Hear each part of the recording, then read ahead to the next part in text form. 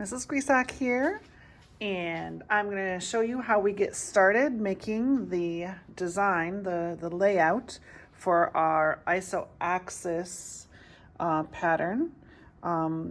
This is one that's already fully colored. You can see that they did a good job at getting all their color harmonies correct too. I'm going to talk about that later.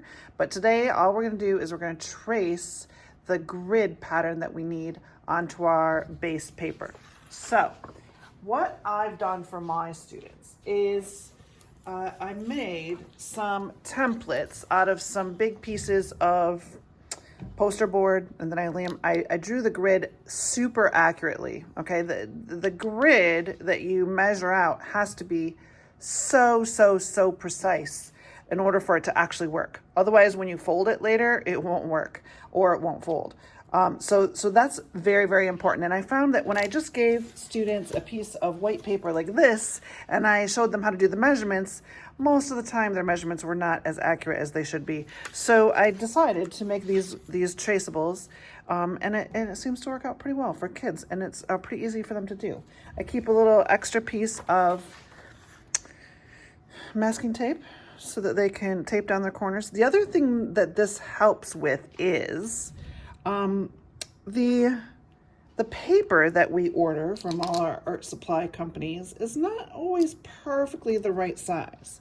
What I usually do is I order paper that is 18 by 24. This piece of paper that we're using has to be 24 inches long, and we only need it to be 8 inches wide. So I usually get, a couple strips out of one big piece of paper. And oops, I gotta get that a little more even. And so that seems to work okay, except that when you order 18 by 24 paper, it's not always perfectly 24 inches long. Sometimes it's just maybe a 16th or even sometimes an 1/8 of an inch short. And so by doing it this way and having it all precisely measured out, if it is a little bit short, it's no big deal, because we're going to add tabs to the end of it anyways, and then we can make up the difference that way. But now I know that all these measurements will be accurate. Otherwise, they tend not to be very accurate. And then you need a pencil and a ruler, which I thought I had right here, but I don't. And you basically just connect all the lines. Now, I wrote a note on my template so that kids would remember that you don't need the long lines, okay? And obviously your ruler's not gonna fit that long anyways. You'd need basically a yardstick to make that happen. But you don't need them. You only need the verticals and the diagonals. You need the long lines to create the grid. If you're making this for the first time, when you make the background grid, you gotta have those long lines, because that's where you make the diagonals. It's how you figure out where the diagonals go.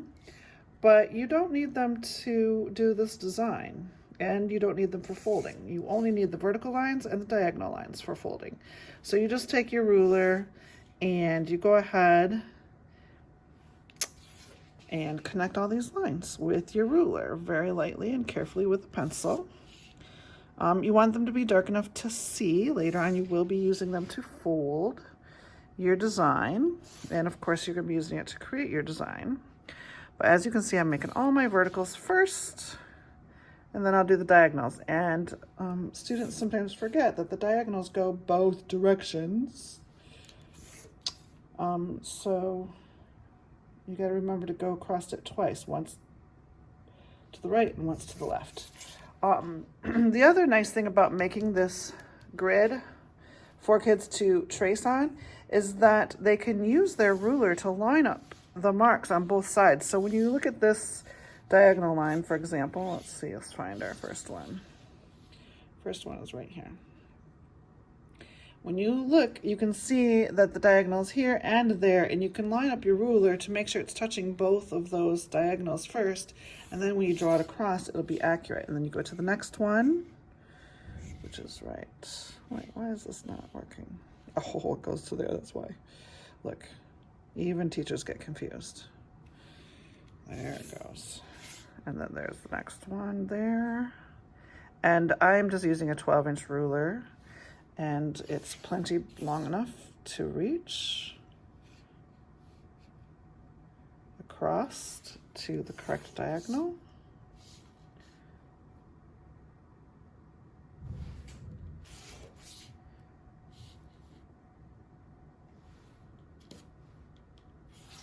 And this is where you have to remember that you have to come back the other way. Oh, you need one more this way. Now you're gonna go back this way. I like to use my pencil as a guide, like to help my ruler get in the right place. I put my pencil on the spot where it needs to be, and then I line up my ruler, and then I draw my line. Also, I like to hold my pencil way back here by the eraser.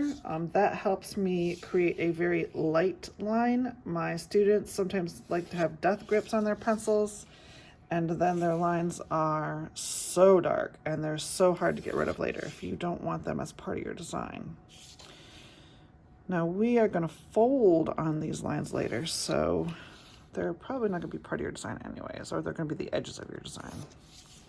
Okay, there you go. That's all you need to create your final copy IsoAxis pattern.